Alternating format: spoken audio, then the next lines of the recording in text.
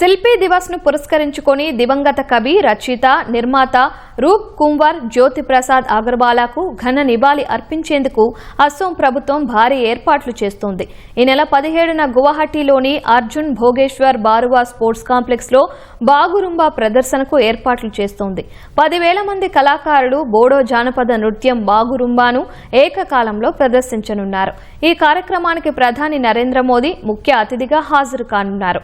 ఇందుకోసం సరుసజాయ్ స్టేడియం వద్ద ఏర్పాట్లు జరుగుతున్నాయి.